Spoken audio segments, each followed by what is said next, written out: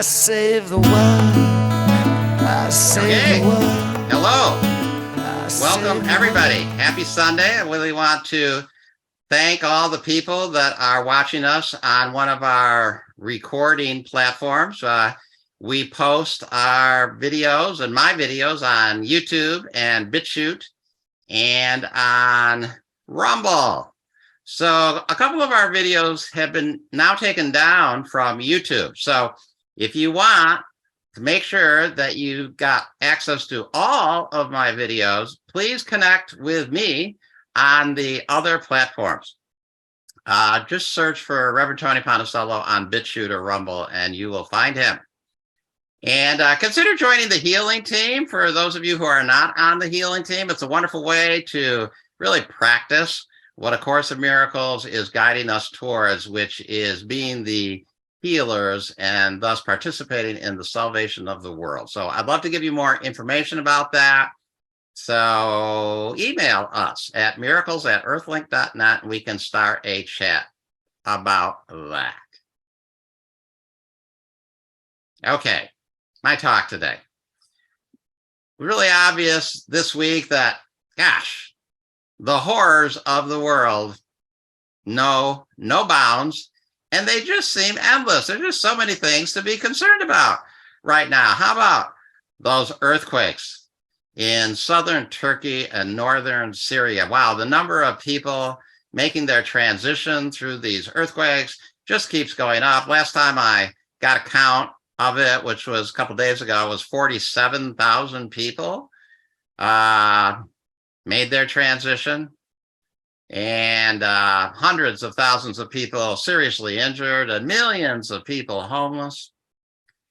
We passed an unfortunate milestone this past week. The war between Ukraine and Russia is now over 1 year old, and there seems to be no end in sight. And it seems to be ratcheting up in rhetoric, and you know, the old saber rattling is going on.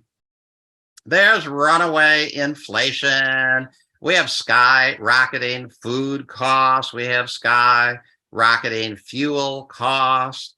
Many people are predicting food shortages and famines, or just really expensive food. And I go out to eat. The restaurant prices are just huge, and inflation, food crises, massive USA debt. A lot of conversation going on now about raising the debt ceiling, but I mean, the debt that the United States federal government has, massive, $32 trillion. That's 32 with 12 zeros after it. We can't even fathom how much debt that is.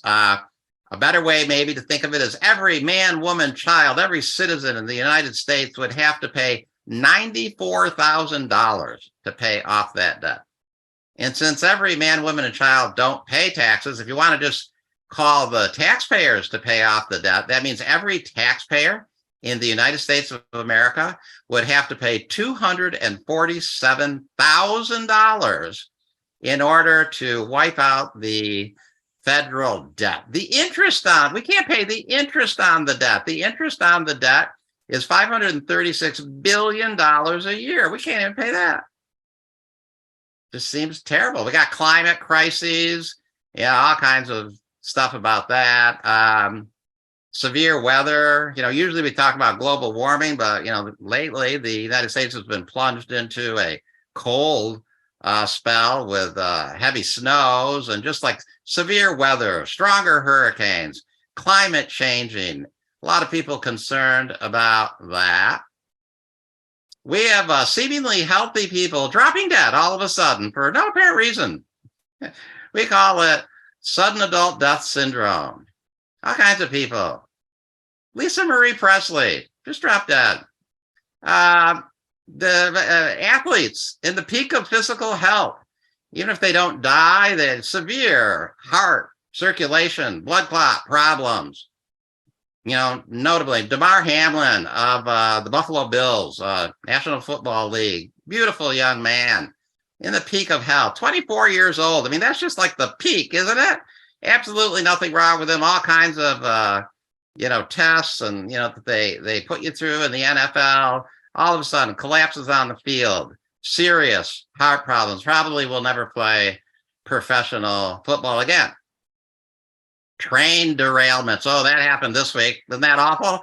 Huge train derailed outside of East Palestine, Ohio. A bunch of cars filled with toxic chemicals. And then, through their wisdom, they decided to set it all on fire. Plumes of poisonous smoke going all over the area. I saw a little video of a woman who had chickens 5 miles away from where the derailment was and where the fire was. And she showed a video one day when her chickens were alive. And then there was a video the next day. They all had just dropped dead in their little cages.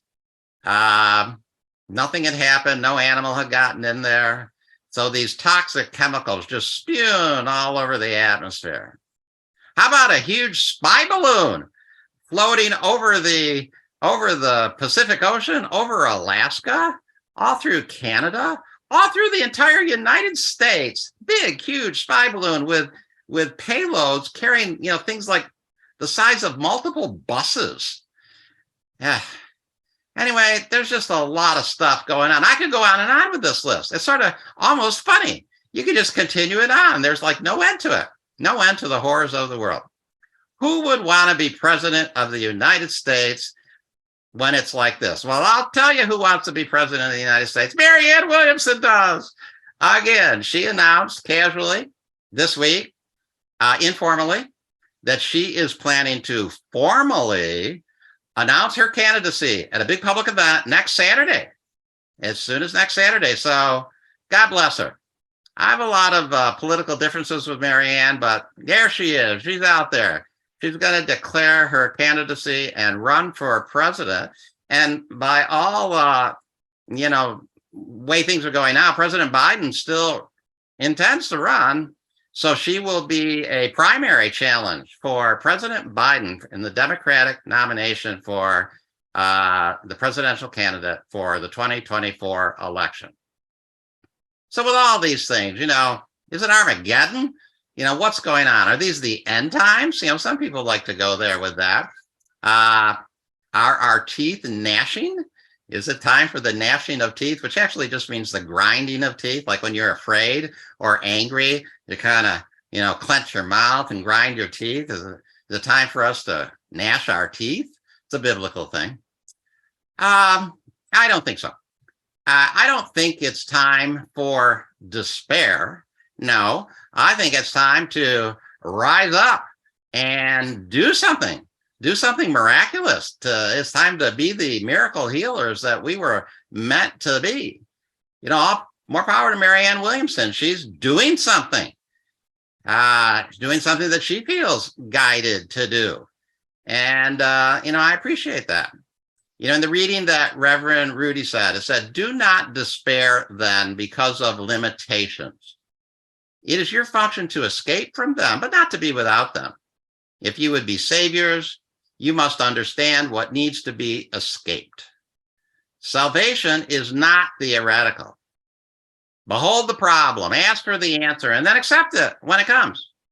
So we behold the problem. We look at the problem. So a lot of Course in Miracles students, they don't like to look at the problem. They don't like it that I run through the negative things that are going on in the world that appear to need healing. They want to think positively. And I think I understand why they do that, but I think it misses one of the key teachings in A Course in Miracles. I could quote a lot of these passages to say something similar. Behold the problem. You have to look at the problem. And then after you look at it and get clear about it, you ask for help. You ask for help from the Holy Spirit. And then you embrace that help. When you get that help, behold the problem, ask for the answer, and then accept it when it comes. So I get a lot of criticism about my approach to A Course in Miracles, and it's okay. I accept that. But I am doing the discipline to the best of my ability, the way I see it and the way I am being taught it. And I see that I'm supposed to behold the problem, ask for help, and then do what I feel guided to do to help it, not to question that. And the things that I feel guided to do may not match what other people think one is supposed to do. A lot of Course in Miracles students don't think Marianne Williamson should be trying to fix the world. That just shows how she never really got the message of A Course in Miracles. No, she's just following her guidance. She's beholding the problem. She's turned it over. Her guidance is to run for president. So that's what she's doing. And that's what all of us need to do. We need to approach A Course in Miracles from that level. Here's another quotation that, again, indicates this process of seeing the problem clearly. It says, what man believes is true for him. In this sense, the separation has occurred. And to deny this is merely to misuse denial. The true corrective procedure is to recognize error temporarily, but only as an indication that immediate correction is mandatory. So you recognize the error temporarily, because you know that once recognized, then you can actually start correcting it. And this is common knowledge with so many healing disciplines. You have to get the problem. It's classic in, classic psychology. It's certainly all the 12-step programs. You got to recognize that you have a problem and then turn to higher power in order to get the answer to the problem. There's another quotation from A Course. I quote this one a lot. So if you come around here, you've heard me quote this one, but you can't repeat this one often enough. It says, as you share my inability to tolerate lack of love in yourself and others, you must join the great crusade to correct it. The slogan for the crusade is listen, learn, and do. Listen to my voice, learn to undo error, and do something to correct it. The first two are not enough. The real members of my party are active workers. We're supposed to be active workers. I love the expression, just do something. Do something. Maybe it's misguided. Maybe you're doing the wrong thing, but do something. Your energy to want to do something positive will turn whatever you're doing into the right thing if you approach whatever it is with the right energy. Marianne is doing something. As I said, I don't agree with a lot of the policies that she talked about the last time she ran for president. She talked about giving reparations. I don't agree with that. But I agree with her energetically that she's doing something. We should all be doing whatever it is we are guided to do. We should be proactive. Proactive, I talk about this from time to time. In 1998, there was a very successful book, and probably a lot of you read it. It was called The 7 Habits of Highly Effective People by Stephen Covey. He was a Mormon, I believe. So The 7 Habits of Highly Effective People. And he did analysis of people who were highly effective in their lives and very successful. And he identified 7 different habits. And the very first habit he identified was be proactive. Be proactive. Have a propensity to do. Do something. It's the same thing Course in Miracles is talking about. Do something. Hopefully we're doing what we're guided to do. We're doing what we feel Holy Spirit is telling us to do. But we do that to the best of our ability. And maybe we're not perfect at that, but it's still better to be doing something with good energy. I spent a little time, reminding myself of the 7 habits of highly effective people, and especially this first habit of being proactive. And Mr. Covey talks about identifying your sphere of influence and work within the sphere of influence that you have. It doesn't mean doing anything that maybe wouldn't be effective. Try to be effective. Try to be proactive. What's your sphere of influence? What people and situations or organizations do you have a voice in? You're all here. Y'all got a voice in Community Miracle Center. You can all share after the Sunday gathering. Be proactive. Accept this is your sphere of influence. Do something here about healing all those things that I ran through at the beginning of the service. I have a sphere of influence. Community Miracle Center, of course, is like a big sphere of influence that I have. And I do things. I give talks. I write articles. I lead classes. I do what I can do. And sometimes, you know, I get backlash, or sometimes videos get removed from YouTube. You know, things happen. Doesn't always go as smoothly or the way that I would really like it to go, but I'm doing something. I'm happy to be doing something. This doing something gets counteracted by a lot of people in the Course of Miracles community, because they say, no, Course of Miracles teaches I need do nothing. There's that confusion about the I need do nothing idea. Okay, so I think this idea of I need do nothing is one of the most misunderstood ideas in A Course in Miracles. And all they got to do is read the next sentence or two, and it clarifies this. It says, this quiet center in which you do nothing will remain with you, giving you rest in the midst of every busy doing on which you are sent. So I need do nothing doesn't mean that you do nothing. It means that you rest peaceful and that you are open to being very busy doing all the things that Holy Spirit would guide you to do, but you're not doing them out of a sense of need or out of a sense of anxiety or out of a sense of tension. You're doing them with a sense of peace. You're not doing them in a driven way. You're doing them in a peaceful, guided way. So I have other circles of influence, and I talk about these from time to time. I am an admin in the largest, most active A Course in Miracles Facebook group that there is. It's and if you're interested in it, just go to Facebook, type in A Course in Miracles, and it's the group that's titled just A Course in Miracles. No other qualifiers, just A Course in Miracles. And currently in that group, we have 33,555 members. I just looked it up this morning.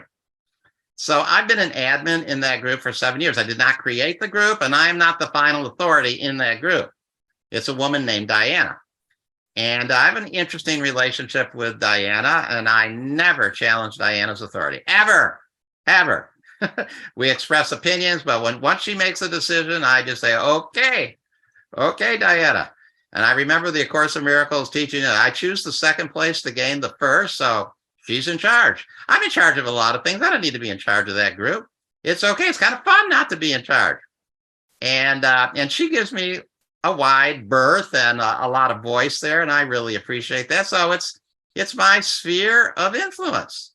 And for the past 2.5 weeks, we've had this very rousing discussion out there about being woke. The idea that there is this segment of the population that's, quote, woke, and how that word has evolved to mean they're kind of self-righteously liberal in a very closed-minded kind of way. So it's about exposing that. Elon Musk said something about that, riled everybody.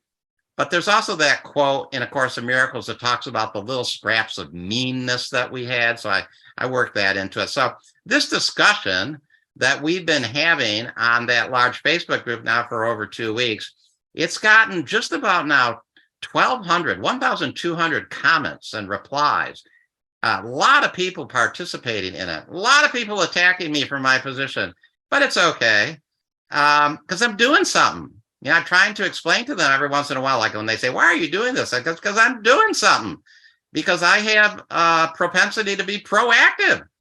And maybe what I'm doing is misguided, but I ask for guidance, and I'm doing what I'm guided to do, and I'm doing something because this is the time. It's not the time to despair because of all these things that are going on in the world. This is why we are here. That's the title of my talk.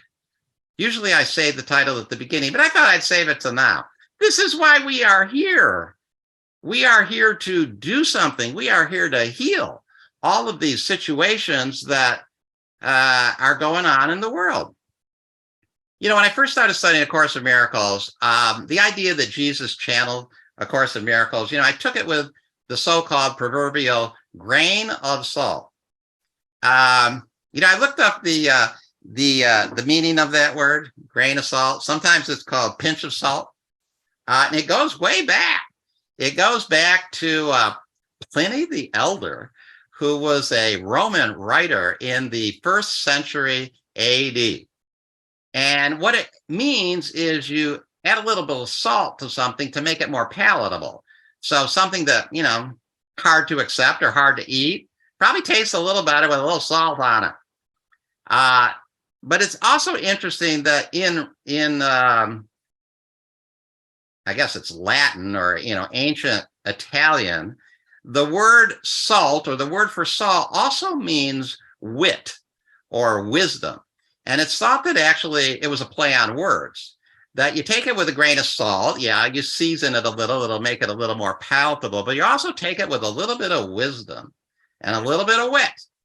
And it kind of means all that. So I didn't know how to take that Jesus wrote A Course in Miracles, but I took it with a grain of salt, with a little wisdom and wit, and I made it a little more palatable. But when I got to A Course in Miracles workbook lesson 319, which probably means this is like 3 years into my study of the course, things changed. And lesson 319 is I came for the salvation of the world. And I just sat with that. That's a later lesson. And it's just like, oh, who else would say that but Jesus? I mean, just who else? Who else would say that but Jesus? Who else could boldly make that statement? If any human being in the history of humanity has been identified with saving the world, it was Jesus, and it is Jesus. And so, I came for the salvation of the world is really the same as saying I came for the healing of the world.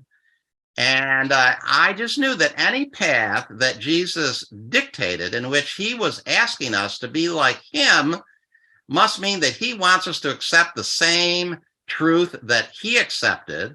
He came for the salvation of the world. He wants us to realize that we're here for the salvation of the world. And this is a little bit of a unique A Course in Miracles idea. I mean, a lot of spiritual paths are working towards personal salvation. And though it's not foreign for other paths, but the emphasis in A Course in Miracles on our personal salvation is also the world's salvation. That's pretty unique to A Course in Miracles. So it's not surprising that Marianne Williamson wants to run for president. She's gotten the message of the Course. She's here for the salvation of the world, and she's doing what she is guided to do. Now, I understand that there's a massive resistance to this idea. There's a massive resistance, even in the Course in Miracles community, about doing something actively for the salvation of the world. Many students believe the world's all an illusion. There's nothing to be done here. But that's not the message that I get from A Course in Miracles, and obviously not the message that Marianne Williamson is getting from A Course in Miracles. I don't look at the world and just see it as the manifestation of the ego. I look at the world and say, wow, there's a lot of ego stuff in there, but that's why I'm here. I'm not going to despair about that. I'm going to heal that. This was also in the reading that Rudy read, and it's again from that lesson 319. What aim but the salvation of the world could you, meaning God, have given us? So what else would God have given us to do? And certainly Jesus wants us to realize this, but to embrace that we're here for the salvation of the world, for the healing of the world, not to despair because of all these things, to rise up in challenge and in joy that we're here now to fulfill our divine function of healing those things. Earthquakes, war, inflation, crazy climate, Southern adult death syndrome, deadly toxic chemical spills, spy balloons floating across the country. Don't despair. This is why we are here. Do something. Be proactive. Find your sphere of influence and influence them. Being here for the salvation of the world, is this something hard for you to swallow? Take it with a pinch of salt. It's so much better. Once we align with our purpose of being here for the salvation of the world, we will have aligned with our Creator, and power will flow through us. And we are healing the world. That's my talk for today. Thank you very much.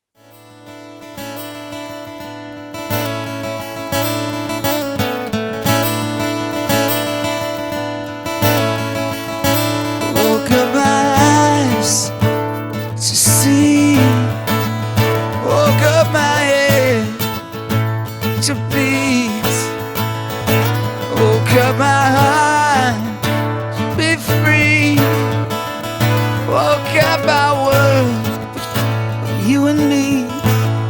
I've opened up my heart, I'm at the start.